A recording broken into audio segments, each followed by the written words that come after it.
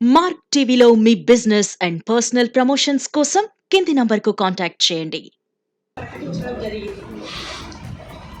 హిందూపురం పార్లమెంటరీలో గత 28 ఏళ్లుగా ఒక బోయ జాతిని గుర్తించి మనకు స్థానం ఇవ్వడం జరగలేదు ఏ పార్టీ కూడా.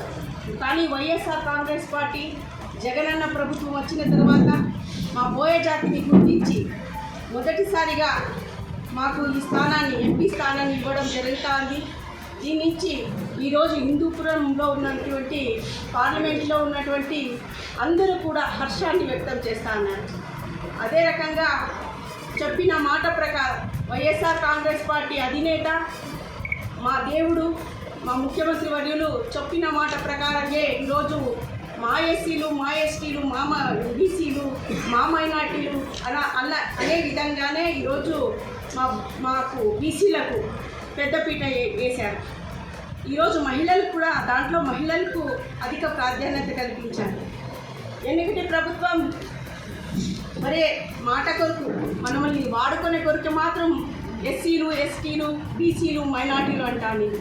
కానీ చెప్పిన మాట ప్రకారంగా ఈరోజు వైఎస్ జగన్మోహన్ రెడ్డి అన్న మన సీఎం గారు చెప్పిన మాట ప్రకారంగా 50% మనకు బీసీలకు ఎస్సీలకు ఎస్టీలకు మైనార్టీలకు అధిక స్థానాలు ఇచ్చి మనల్ని కూడా గౌరవయుతంగా గౌరవ స్థానంలో చూడడం ఈరోజు జరిగింది. మన పార్టీలో మనమంతా కూడా ఈరోజు వెనుకబడిన వర్గానికి చెందితే కూడా మనకు ప్రాధాన్యత అనేది మొదటిగా వైఎస్ఆర్ కాంగ్రెస్ పార్టీలో కనపడతా ఉంది.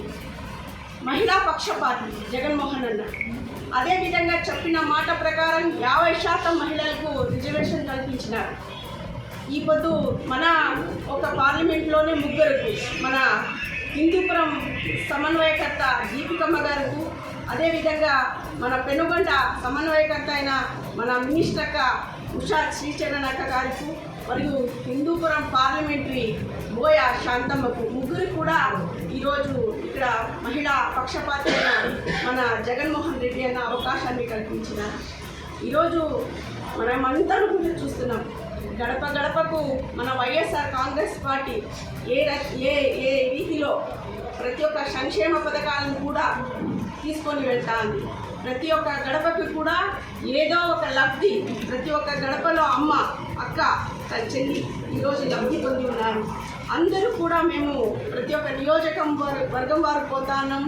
ప్రతి ఒక్క నియోజకవర్గంలో కూడా ప్రతి ఒక్క గడప కూడా అక్క చెల్లెళ్ళు లోపలికి పిలిచి పసుపు కుంకుమ ఇచ్చి పూలు ఇచ్చి ప్రతి ఒక్క తల్లి చెల్లి అక్క చెప్పడం, తల్లి జగన్మోహన్ రెడ్డి అన్న ఇంకొకసారి మనందరికీ కూడా సీఎంగా ఆయనే